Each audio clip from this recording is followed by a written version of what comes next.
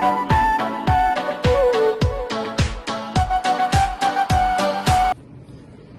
evening and welcome to the first episode of She'll Be Right, Mate. Here we are just having a discussion about everything that's happening in life at the moment, from the crazy, the wacky, the unexpected, and exactly what you actually thought life was going to be like this week. However, I can't do that by myself, so big welcome goes out to my psychic, the man mountain himself, the biggest thing in comedy at the moment. And when I say biggest, I am talking about largest. Put your hands together. Welcome, my friend, Luke Lewis.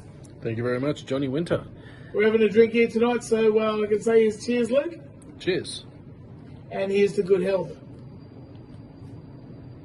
Really fortunate that the liquor stores haven't had to close over the COVID-19 close. What about yourself, Luke? How have you gone? How's business been for yourself? Have you been working? What's been happening? Honestly, I'm actually flat out. I'm busier now. You look fucking flat out. Yeah, well, I'm busier now than I was before the COVID-19. Well, you must have had very little to do, because right at the moment you're not looking very busy and not looking like there's much to do. Tell me a little bit more about that, Luke. Well, the first week of COVID, people were pulling the pin on jobs. I had a week off, and then all of a sudden work flooded in, and I'm now employing 2 guys. And I'm even getting my son to help me out during the week on that flood out. And we'll get to flooding out. I mean, you said that people were pulling the pin and things flooded. Is there like a reference between the two of those? I mean, what sort of things were flooding? How does a painter experience flood? Actually, I just did an insurance job because the ground floor flooded. Yeah. So you did an insurance job? No reference to actual water flooding with the painting, but no, of course. But the insurance job you did was for the insurance company when they were actually doing some renovations. For the builder. Right, so it's for the builder. So there's the middleman, effectively. There's always a middleman. Someone's got to have their hand in the pocket. Okay. And when someone's got their hand in your pocket, I mean, is the pocket secured, or is there a little bit of a gap just at the end, Luke?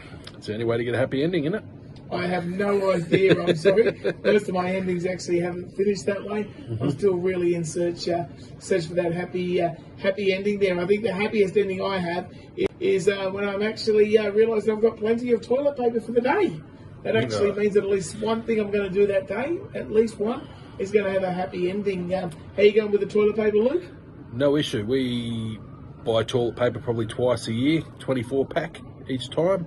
And we were in no hurry to go out and buy toilet paper, although we did notice there was a bit of a pandemic of toilet paper mismanagement going on. People hoarding it instead of sharing the toilet paper, you wonder what they would do with that toilet paper once they were hoarding it, wouldn't you?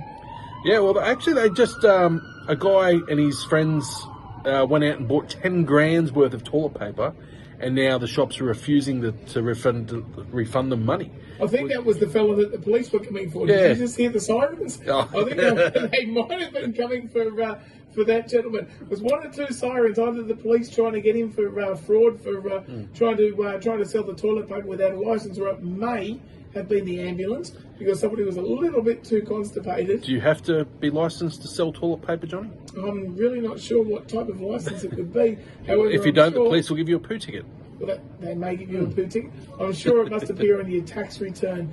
And we all know so much about tax returns and what you have to pay there. But the thing that happens with tax returns is it's very, very important to pass the buck. Oh, what is that, a reference to Buckingham, is it? Oh, how about Buck? What's Buck been up to? Have you seen Buck? No, I haven't seen anybody. I've been in a lockdown. But I did get a message from Buck probably about a bit over a week ago. He was saying, sorry you missed my show. He's supposed to do the sound. Well, my show, I say my show. How sorry was he, really? I mean, because I know there were some things that if I really wanted to get to, I'd get to. Yeah, he was busy. He was doing the sound for Steady Eddie out at somewhere in... The Steady Eddie or just a Steady Eddie? The Steady Eddie out in the middle of Queensland. I think Cat Davids was the MC. That would have been fun. Yeah, good old Cat. Yeah, so he was out there and he just sent a little text apologising he couldn't do the sound, he couldn't make it. I was part of a show with Liam And, with Liam Daly, Denzo Moore and Stephen M. Dog. M-Dog. He loves it. He's a good guy. He's a good guy. Tell me then. You said Buck was meant to be there. He was doing a bit of a steady Eddie tour at the time. Any idea what else he's been doing, especially during this lockdown? That's really concerned me. Well, he does enjoy chasing the Bigfoots around in the bush. So when you say the Bigfoot, are we talking about like the big 12 inches? No, I don't know how big the Bigfoot's foot is, Okay. but he does chase around the Yowie. He's a Yowie hunter. I've offered to go with him. He still hasn't taken me. It's probably because you haven't got 12 inches, my friend. Probably. It's probably not a big foot. Probably, or he knows I'll be too bloody noisy clumping around in the bush.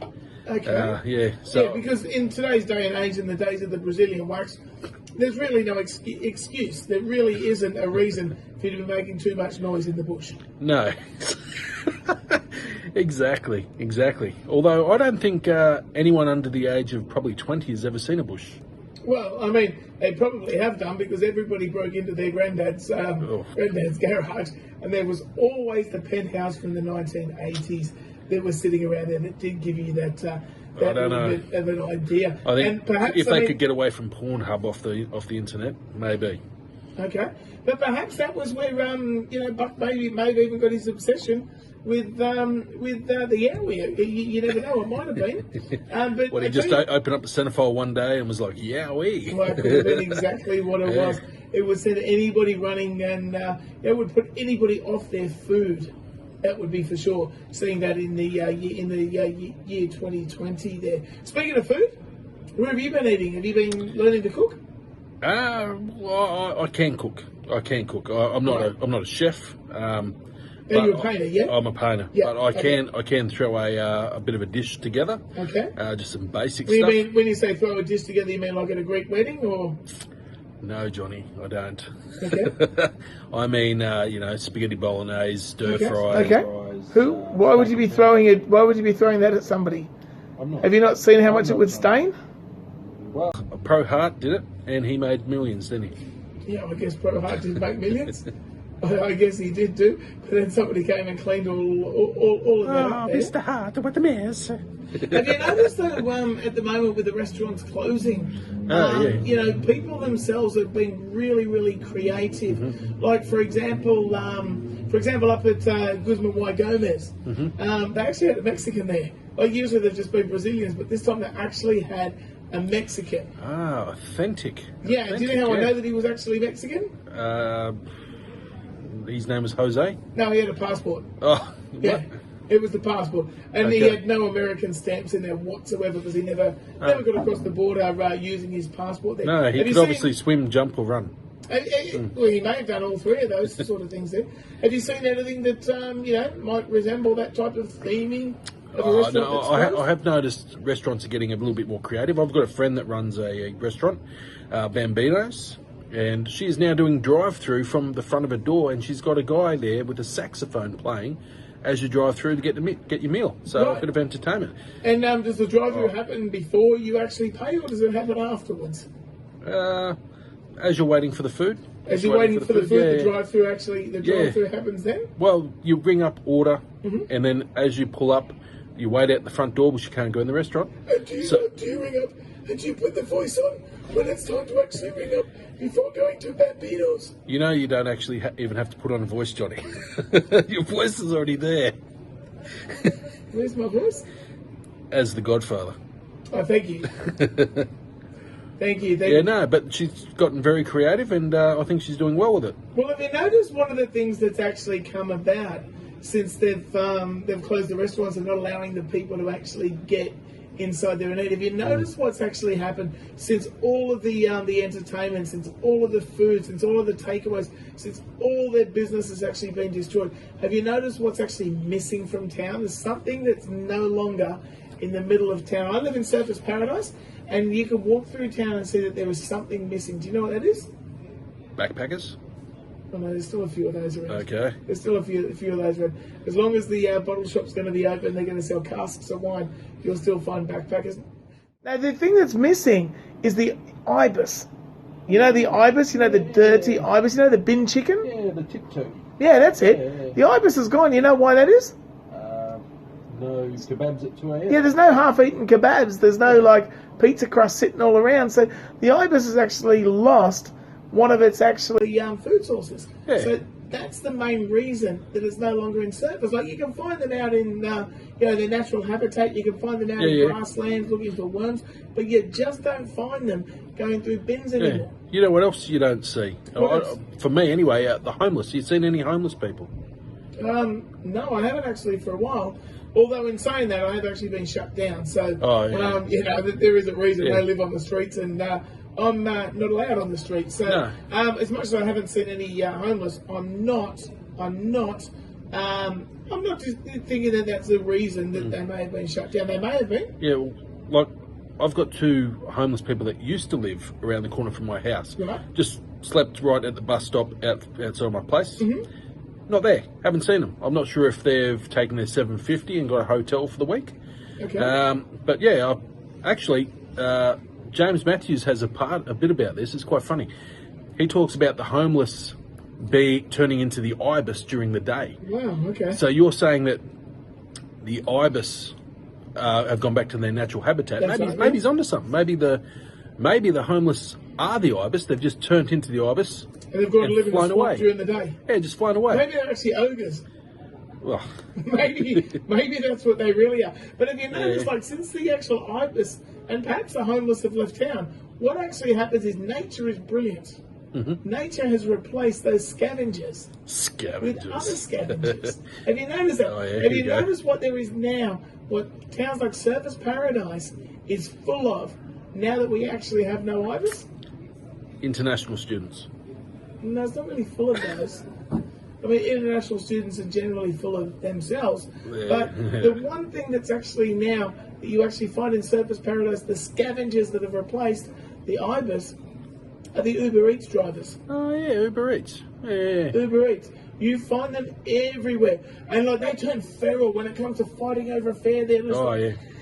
Well, in reality, what you could actually do was you could get a voucher and put it down in the middle of the Cavill Mall and just watch them as they come over and just fight to the death until one of them gets that $6 for the delivery fee there. Yeah, I've actually used the Uber Eats a couple of times. Half a dozen times. Just when you say used them, what sort of used them? I've used several. Like majority of the majority of Uber Eats drivers are actually like international travellers and students and so forth. And I've definitely used quite a few of those. I've abused quite a few of them as well. I'm sure.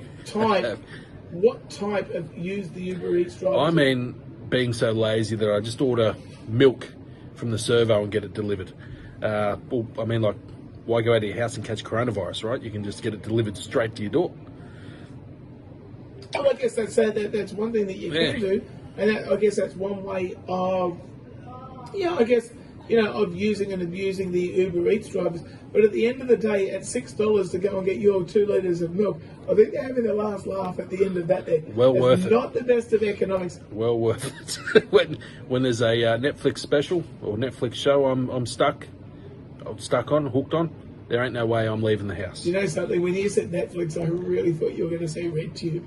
I really did. I was expecting that still experience. Exists. I was expecting that experience that you were telling me about with the Uber Eats driver to be appearing on one of those free porn sites. That was the next thing there. No. Please, Luke, tell me exactly one thing. If that is going to happen, I want you to confirm one thing for me, is that the Brazilian drivers, they definitely do also have Brazilians. Couldn't tell you. Although in Brazil, if you shave above your knee, you're considered a whore. So I don't know where the Brazilian actually gets its name from. Okay, what about the Norwegians? And that's probably that will satisfy me enough. I think you'd prefer the Germans. Prefer the Germans? Yeah, Germans. I'm definitely toilet trained on that one there. So no scat porn. No scat porn for you, Johnny. No what? No scat porn. You don't like being shat on. I get shat on quite frequently. Yeah, we're not talking about internet trolls. I must tell you, if you have followed my Facebook, you'll know I get shat on quite frequently there. And so that's nothing new there. You have quite a following on Facebook, I've noticed. Yeah, really? Trolls. Yeah. Really, the trolls? What you're talking about, like no names. Shrek and Princess No Fiona? names. Yeah, no. Just humans, just trolly kind of humans that that go after you and go after a couple other people. Whenever they don't agree with you, they come out in force and just call names, pretty much. Oh, okay. So what, you mean there's somebody that actually doesn't agree with me? Who would have thought, right? Who would have thought? But going back to the Uber drivers we were talking about, Johnny, my friend from Bambino's restaurant, I actually said to her, why don't you use Uber drivers? And she told me an interesting story about how she used to do Uber driving, or used to employ Uber drivers. But every time the pizza would get to the client's house, the Uber driver would have picked all the little pepperonis off it and eaten it. So she'd get the bad review, not Uber Eats. So, yeah. No, but I bet you his doctor probably got the actual worst thing. Because if you ate nothing like pepperoni, I can promise you there are several things that are going to be wrong with you. It's not going to be swollen colon. A what? A swollen colon. A swollen colon. That actually sounds like a really good name for a band. I was just It's the thinking sort the of same thing thing. that I would get in the New South Wales. Yeah. I would go to northern New South Wales. I would get a gig at a bar down there, and I would say, "Would you put your hands together for a swollen colon?" Swollen colons. Actually, me and my mate wanted to make a band, just a muck around band, and we were going to call it the Hairy Areolas. The hairy or hairy? Hairy Areolas. You know, the little bit around the outside of the nipple. Right. Yeah. Never eventuated. No, I didn't think it probably would have eventuated out of that. In fact, the only thing that probably would have eventuated would have been the actual hairy areolas would have been there. But thank you very much for joining in today. Thank you very much for your time. Yeah, thank you. I would like to say we look forward to our next episode. I hope it's been very informative and slightly amusing. And to see you next time. Cheers, Luke. Cheers. She'll be right. She'll be right, mate. Traveling in a fried out combi on a hippie trail.